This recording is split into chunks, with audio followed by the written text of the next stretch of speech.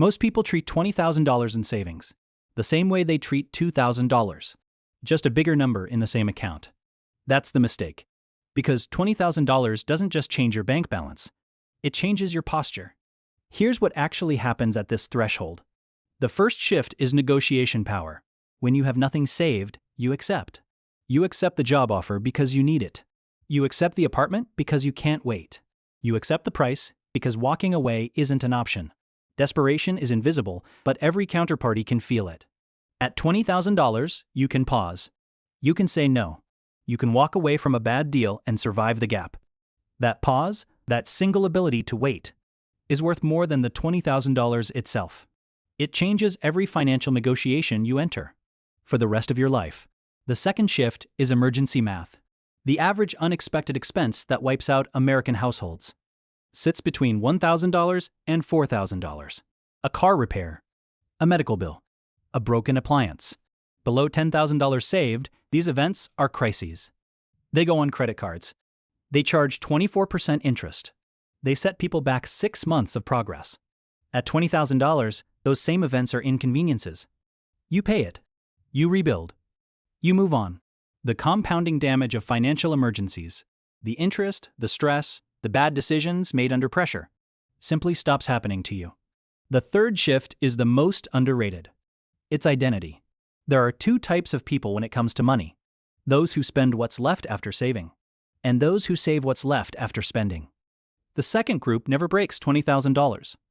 Not because they earn less, because they treat savings as optional. The people who cross this threshold almost always did one specific thing differently. They decided, at some point, that the savings number was not negotiable.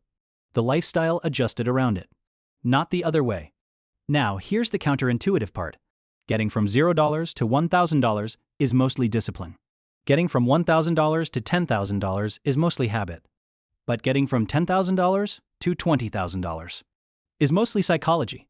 Because at $10,000, lifestyle inflation attacks. The raise comes. The account looks healthy. Suddenly, there's a newer car payment, a nicer apartment, a subscription that made sense at the time, and the number stops growing. The people who push through to $20,000 are the ones who treated that account like it was already gone. Not in a pessimistic way, in a strategic way. The money existed for future optionality, not current comfort. That reframe is everything. Once you're past $20,000, the math starts doing more of the work.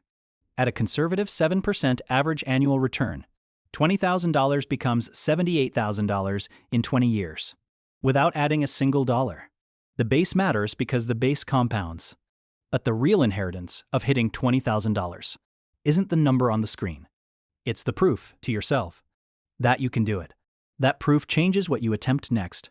The person sitting at $20,000 saved thinks about $50,000 differently than they thought about $20,000. Because they've already lived through the discipline, the sacrifices, the slow months. They know something that broke people don't know yet. That the account going up is a feeling, more addictive than anything the account could buy. That's the real $20,000 rule. It's not about the money. It's about who you become to get there. And what you're willing to do. Once you realize you actually can,